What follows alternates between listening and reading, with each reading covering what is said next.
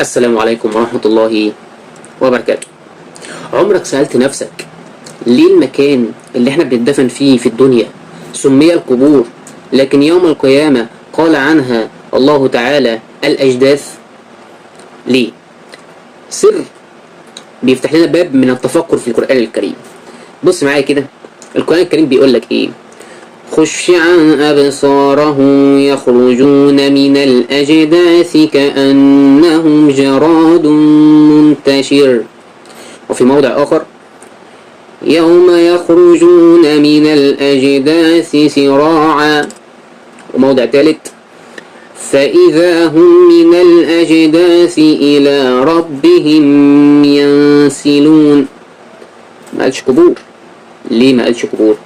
ليه ما قالش قبور؟ تعال نتفكر شوية كده. فين قبر اللي غرق في البحر؟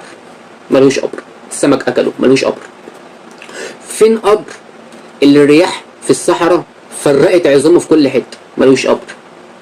فين قبر اللي اتحرق وتحول لرماد طار في الهواء؟ ملوش قبر. طيب معنى كده ان الأجداث مش هي القبور. الأجداث حاجة أعمق وأدق بكتير. القرآن وضح الحتة بتاعت القبور وقال وإذا القبور بعثرت.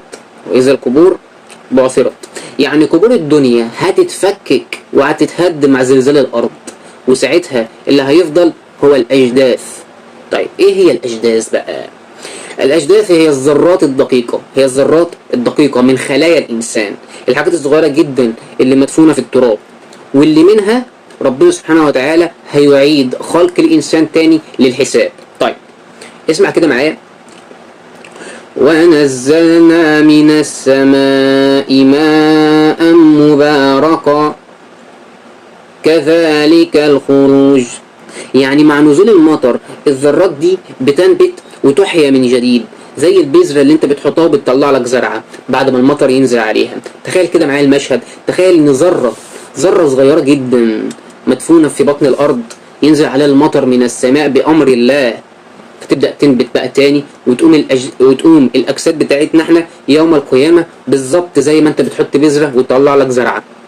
طيب القرآن لخص ده كله في قوله تعالى والله أنبتكم من الأرض نباتا ثم يعيدكم فيها ويخرجكم إخراجا. سبحان الله، سبحان من أتقن الخلق وأحكم التدبير، من القبر إلى الأجداث ومن التراب إلى البعث، عشان تدرك إن ولا ذرة من جسمك بتضيع، وكل شيء عند ربنا سبحانه وتعالى محفوظ. اللهم يا حي يا قيوم يا من تحيي العظام وهي رميم، اجعل قلوبنا عامرة بذكرك وألسنتنا رطبة بشكرك وأجسادنا شاهدة لطاعتك. وشكرا.